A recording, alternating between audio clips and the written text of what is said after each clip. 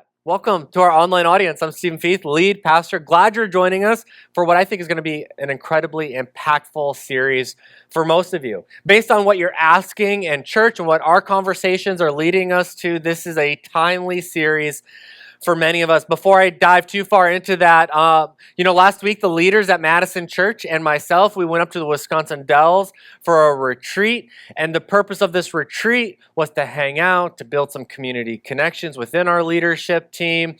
But it was to dream and envision and strategize what God might have for our church community over the next 12 and 18 months. And overall, I thought it was a really, really good time. Like if you weren't sold on volunteering yet, you want to. And because you want to be at these leadership retreats. They're fun. We joke a lot and we get just so much stuff accomplished. And kind of it's exciting, at least for me, to hear not just what do I envision for Madison Church? Last weekend, really, I wanted to hear from our leaders and hear what do you envision for Madison Church? I mentioned we were in the Wisconsin Dells, and we were actually maybe 8 or 10 miles north of kind of the city, the hub of the Dells there. And I arrived early that Friday to help set some things up. I was bringing the groceries. We got there. And the first thing I wanted to do was because I almost got hit pulling in because it's on a country road. And out of nowhere, it's turn here. I don't know if your GPS ever does that, but it's coming up now. But I was going 55 miles an hour. I kind of really had to come to a quick stop. The car behind me wasn't paying attention. They kind of pulled off into the gravel. And so the first thing I wanted to do is make sure that nobody else got into an almost car accident on the way to the leadership retreat. That's not the way I envisioned this weekend starting. And so I tried to send a text message, but it didn't go through. I got that horrible little red exclamation point with the circle that it wouldn't go through. So, if somebody's going to wreck their car, at least I tried. I can show them I did try. It's not my fault. And then I wanted to try to call my parents because they actually had my kids that weekend. And so I tried to call, and it just says call failed. It never even went through. It's that's really frustrating. Now, the thing is, it's 2024, so you know as well as I do what the problem is. You know that it's not my phone. My phone's not really the problem. My phone worked the whole way up there. Nothing was added or taken away from my phone when we crossed into the driveway. It's not like I lost software. It's not like I lost hardware. You and I know what happened was I was out of service. I was out of range, even though I'm a part of that largest carrier in the U.S. We've somehow found the one dead zone in the Wisconsin Dells. And it got me thinking about this series and what we're talking about. And without a network connection, my $1,000 phone, and many of your phones are now that's just the price, right? Your $1,000 phone with all of its software, all of its hardware, without a network connection, this thing is an expensive piece of trash. Isn't it? Can it do anything without the connection? Now, with the connection, how great is this device, right? With the connection, this thing can do so many awesome things. And here's how I think it connects to our series and what we're talking about with regards to hearing from God. You and I are just like your smartphone. You're just like that device that's in your pocket right now when it comes to hearing from God. You are created with everything you need already inside of you. You have the software, you have the hardware, but we still need to have the connection. We still need to be in network to hear from God. You see, there might not be actually anything wrong with you this morning. And when we can't hear from God, I think the natural inclination is to say, there must be something wrong with me. Which is like me walking into the house last week and saying there must be something wrong with my phone, when the reality is nothing changed except that I was out of network. I was in a dead zone. And perhaps this morning, spiritually, you feel distant from God. Your prayers feel like unsent text messages. You got that red circle with exclamation point, and you keep clicking, resend, resend, resend, resend, and it keeps coming back and saying, nope, nope, nope. You keep clicking, call, call, call, and the message keeps coming up, call, failed, and we might feel like something's wrong with us, but perhaps the only thing is we're just not in a location to hear directly from God. Perhaps this morning you are out of range. And so as we dive into today's passage and this whole teaching series, I want to propose to you and really kind of present this idea that how hearing from God actually has mostly to do with how we are positioning ourselves moment to moment, day to day, week to week. It's about positioning ourselves to receive what God would have to say to us. It's about reconnecting to the source for some of you. Some of you have gotten disconnected and you find yourself in that out-of-network range. And it's easy to do that in 2024, about to be 2025. I don't imagine it gets easier next year. I imagine life gets more chaotic, busier for most of us. There's noise, there's distractions, and there's uncertainty. And in the midst of all of that and trying to figure out our lives, our careers, our families, we learn and we unlearn how to hear from God. How can we cut through the constant static all around us to find clarity and direction for our lives? So I know many of you who are following Jesus, you just want to know, what am I supposed to do? What's the next step? God, what do you want? You're praying the most earnest types of prayers, and you're waiting, and you're not hearing from God. And so in the next 4 weeks, we're talking guided by God, finding clarity in chaos. Now the disclaimer, right before we get going here, there's a risk anytime, anyone in my position, a pastor, a priest, whoever it might be, that when you do a series about hearing from God or being guided from God, that like I could come across as having the right way to hear from God. Like I've somehow decoded the Bible, or I've somehow figured out the secret way. Like after thousands of years, I finally figured it out. Here's how you can hear from God. That's just not the case, though. I don't have a secret. Nobody offering a secret actually has a secret. You see, God already speaks your language. It's the language of your soul. God already is speaking to you. God desperately wants to speak to each and every single one of us. Not just me because I'm the pastor, not just those of you who have been Christians for 30 years or more, not just those of you who are like on fire for God. God wants to speak to everyone. Again, not just me, not just the Pope. If I disappear this week, look at the Vatican, okay? Little humor. Together, we're going to explore the lives of biblical figures from the Old Testament. And we're going to learn from those who learned how to recognize God's voice, trust God's voice, and follow in God's guidance, even when the path seemed like a dead end or the path was unclear and their circumstances, okay, don't miss this part, their circumstances seemed overwhelming to them and they just couldn't bear it anymore. Jesus tells his disciples in John 10, verse 27, "My sheep listen to my voice. My sheep listen to my voice." So for followers of Jesus, you're watching or listening online, you identify, you're like, I'm a Christian. Recognizing God's voice is vital. It's absolutely critical. Jesus says, hey, if you're following me, you will listen. You will recognize my voice even when life feels chaotic. And so let's have a deepening relationship with God over these next few weeks. And we're going to begin by going to 1 Samuel chapter 3. So if you want to follow along in your own Bibles, your smartphones, the words will be on the screen. We're going to 1 Samuel. And we enter into a time we read that messages from the Lord were very rare and visions were quite uncommon. You see, that's the scene here today. And you might feel like that in your own life. In my life, visions and messages from the Lord are rare and quite uncommon. My prayers and getting answered are rare and quite uncommon. It was at this point in history that God's people had, once again, reoffended. They drifted so far from God that the communication had faded. Not because God abandoned them. If you read this passage and the context leading up to where we're at, and you assume that, oh, God is punishing them, you're reading it the wrong way.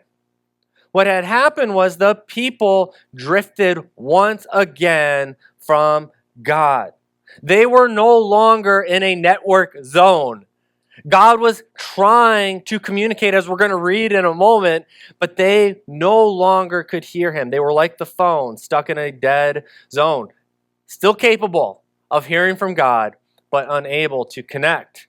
Israel's spiritual state was one of disconnection. People went through their spiritual and their religious routines, but they lost clarity and connection to God's voice. And it's at this point we meet the two central figures in this story. Eli, who is an old priest, spent his whole life doing the Jesus thing or the God thing and following all the rules and helping other people do it. And we meet a young boy named Samuel. And we read in verse 2, one night Eli, who was almost blind by now, had gone to bed. The lamp of God had not yet gone out, and Samuel was sleeping in the tabernacle near the ark. There's actually a lot going on in just these two verses when we're talking about going back to the original context, the original culture, the original Hebrew, what's going on. The first thing is that mentioning that, on the one hand, Eli is almost blind seems unnecessary because he's old, and, well, that's what would have happened 2,000-3,000 years ago. When you got old, you were going to lose your eyesight, right? Many of you, myself included, are going through that. The eyesight just keeps getting worse the older you get. However, the author connects this to a contrasting image, the lamp of God, and it hasn't gone out yet. You see, Eli might not be able to see what's going on, but the writer wants to assure you that the lamp of God, it's still burning. And that's why I said a moment ago that it wasn't that God was punishing Israel. God still very much wanted to chat with them and talk and communicate with them. But Eli represents their spiritual state, almost blind. The lamp of God was still burning. Now, we're also going to contrast that with Samuel. You see, Eli was in his usual place sleeping. He's an old man. He probably had a great mattress. He was in bed in his normal bedroom doing his normal bedtime routine. But the author wants us to know something about Samuel. He's positioned close to God's presence. He's lying in the tabernacle near the ark of God. This wasn't simply where Samuel happened to be sleeping that night. It also symbolizes Samuel's willingness and his desire to be as close to God as he could get, even while sleeping. He said, I could sleep over here, but I could also sleep in the tabernacle and be close to God, eager for connection. What we find out is that Samuel did not yet know God's voice. We read that in the passage that Samuel did not yet know God's voice. And yet, even though he didn't know it, his heart was open and ready and close to receive. And so here's the key difference between these two men. Eli had knowledge, but he lacked the connection. While Samuel, though inexperienced, he lacked the knowledge, he was fully receptive. His heart was open. It's the contrast of familiarity with expectation and between knowing God and actively listening to God. And let's zoom through verses 4 through 8 here, because it's a scene that repeats over and over again. God calls Samuel. He says, Samuel, and each time Samuel hears the voice, and he assumes it's Eli. So he gets up and he runs to Eli. He says, yes, master, what can I do for you? And Eli, as any old man does, when he keeps getting woken up in the middle of the night, it's a little annoyed. Like, no, I didn't call for you. Why do you keep waking me up? Go back to bed. Samuel's eagerly looking for this voice. Someone's calling me. Something needs to be done. I can do it. Maybe. What needs to be done? Eli is in bed. He wants to sleep. And him, the old priest, probably better than anyone else in Israel, should have known what was going on after the second time. Why does this young boy keep waking me up thinking I'm calling for him? Maybe it's God. But it takes Eli a few times. And then finally, Eli recognizes what happens. And I want to point this out. Sometimes familiarity, when you've been a Christian for a really long time, when you've read this book a few times, when you've heard a few sermons on 1 Samuel chapter 3, verses 1 through 10, it can make us blind to God's voice. We already know everything. We know how God works. We know what God wants and what he wants to do. We often talk about this in super spiritual terms. We call it conviction. I'm super convicted. I have a conviction. What I hear you saying is that you already know everything there is to know about God when it comes to this particular topic or subject. And you've spiritualized it, so I can't challenge you because it's your conviction. And that's Eli in the story. He had his convictions. He knew what was right, what was wrong. He already knew. And because of that, he was almost blind, not physically, but also spiritually. Whereas this young man who probably didn't have very many convictions except that he wanted to hear from God and was ready to serve, he's there. Eli tells him in verse 9, go and lay down again, and if someone calls again, what do you say to God? Speak, Lord, your servant is listening. And this instruction is timeless. It's not just for Samuel. It's not just for Israelites living 3,000 years ago. It is for you, and it is for me, and listening online, it is for you today. When God initiates the conversation, it's not, oh, now that I got you on the phone and I got your attention, here are the 100 things I need from you to do. Eli says, slow down. Your servant is here. I am listening. You see, hearing God begins with a heart ready to listen, not a mind busy trying to dictate the conversation. Is your heart willing to listen to what God has for you? Or is your mind busy? I need this and I need that, God. And where have you been? And why haven't you? Samuel responds to God in that way. He says, speak, Lord, your servant is listening. And as such, Samuel has this awesome rise, and he becomes one of God's best mouthpieces. Samuel's role is not to ask for control, but to simply be available to what God has to say. And so I'd ask you and myself, do we approach God this way in our own prayer time? Are you fully receptive? Are you ready to hear whatever God has for you? Are you creating space for genuine connection? All of this is the difference between being in range to hear and drifting outside of network and signal. So as we prayerfully reflect on this passage, it's not just in this moment, but as we go on this week and throughout this month in the series and hopefully beyond, as we try to align our lives to get in network with God, the passage invites us to ask ourselves, are we positioned to hear from God today? Or have we let our routines and distractions keep us out of range? Have we gotten so comfortable being over here that we're not really ready to move? Are we actively listening like Samuel? Or have we drifted like Eli? Perhaps knowing God's voice. We know God's voice. We've heard it before, but we're struggling to hear it anew. God is often calling each of us, all of you, myself, and he's waiting for us to respond to his voice in the way that Samuel did. Speak, Lord, your servant is listening. This story today reminds us and challenges us. I think it's deeply challenging that we have to step back, to tune in, and position ourselves to hear.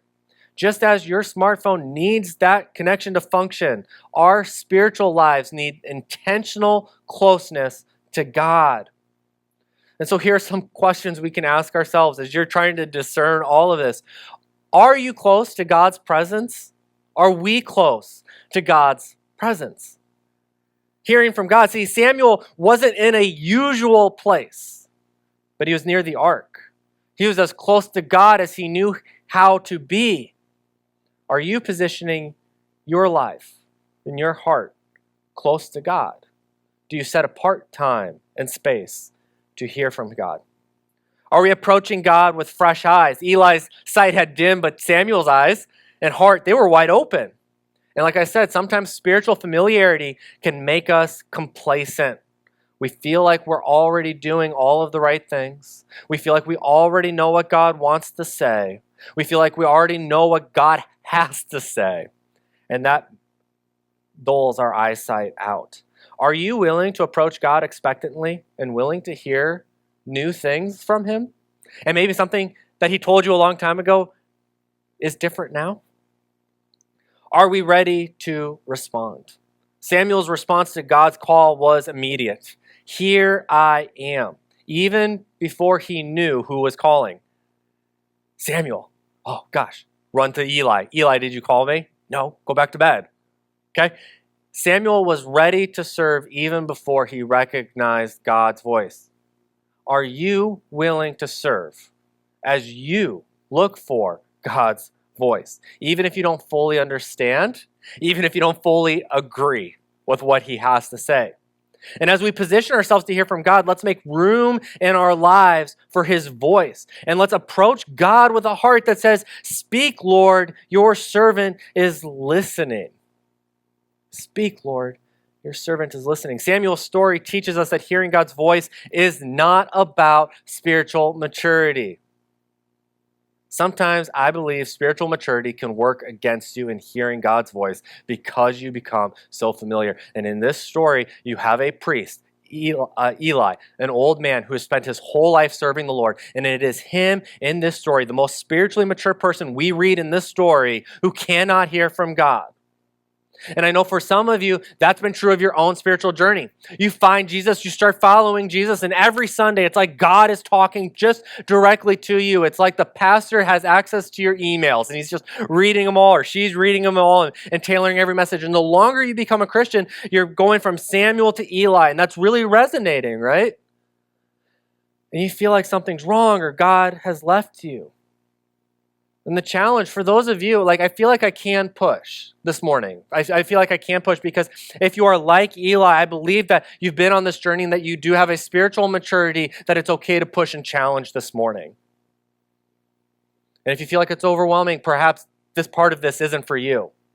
But for those of you who are feeling a healthy challenge and a healthy conviction, perhaps today you need to say, I recognize myself in Eli this morning. And I need to take steps to be more like Samuel. And if that is you this morning, I do want to try to encourage you and to help you manage your expectations. It's not going to happen tonight or this week. It's not going to happen when we cross the finish line at the end of this series. Spiritual maturity, these changes now take a long time. This could actually be like a 2025 resolution.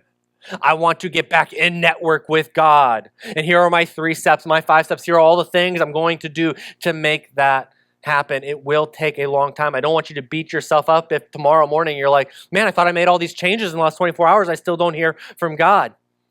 Expectations here, okay? Although young and experienced, Samuel was receptive to God's call.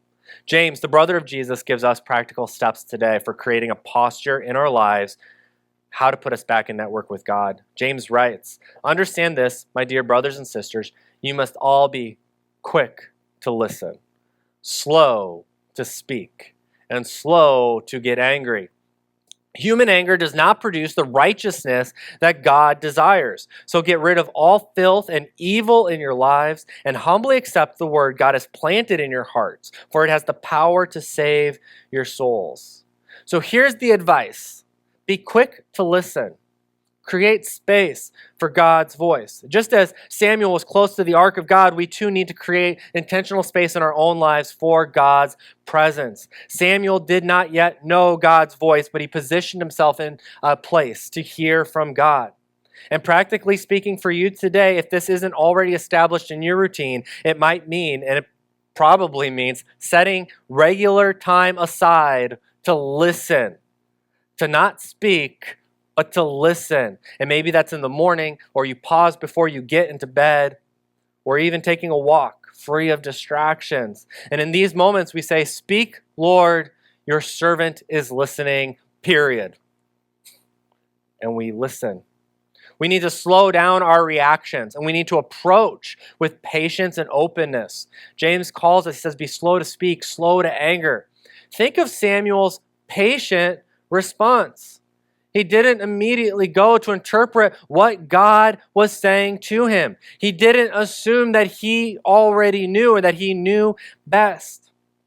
By us slowing down and quieting our minds, we make space to hear God without interruption.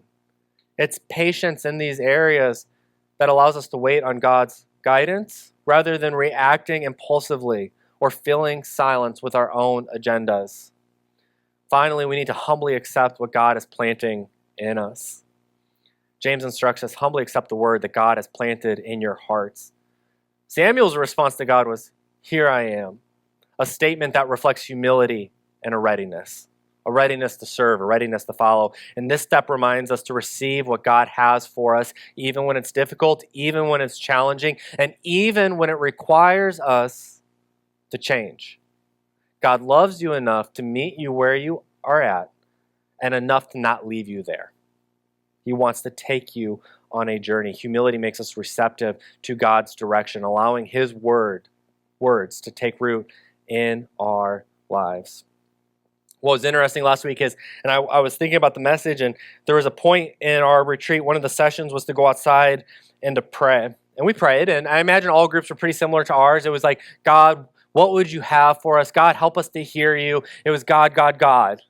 And I was wondering at some point during that day, I was like, I wonder what would happen if Jason, who was leading these sessions, told us to go outside and for the next hour only say, "Speak, Lord, your servant is listening," and to not speak.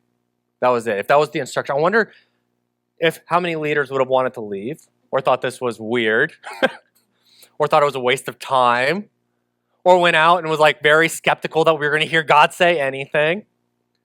But I think that that's what God is calling us to do as I reflect on the retreat. I think God is calling us, yes, to come to Him and to pray. We're going to talk about that in weeks to come. But for today, we start with listening. When we did finally drive home from the Wisconsin Dells, any of you with a smartphone knows what happened. At some point on my car ride home, I got back in network and you know what happened, right? Missed call, missed call, missed call, missed call, text message, text message, text message, and all of those things that I wasn't receiving over the weekend all came in at the same time. My phone was buzzing like crazy. You see, friends and family had been reaching out to me all weekend. They were trying to communicate with me. I was not in a position to receive what they were saying. Just because I wasn't getting the message doesn't mean they weren't sending the message. But once I got back in the network, I received their messages. And in the same way, if we're not hearing from God, it doesn't mean He's not trying. It doesn't mean He's not sending the texts. He's not sending the calls. It doesn't mean He's not trying to communicate to you. It means we're out of network, and our goal should be to get back in the network and to download those messages that God is sending to us.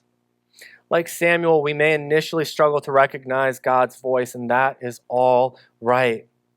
But Jesus gives us an assurance. My sheep recognize my voice.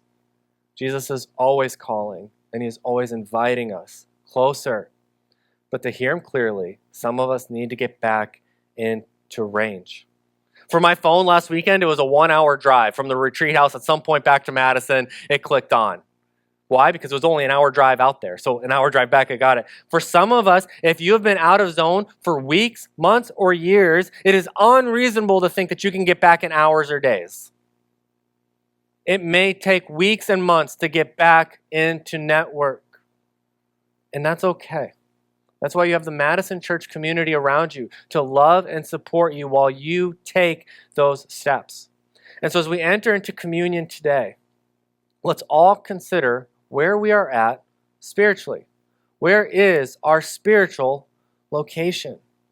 Let's begin this journey of getting back into network, knowing that as we draw near to God, God's voice will come through, and maybe perhaps in ways that you don't expect it to, in ways that will surprise you.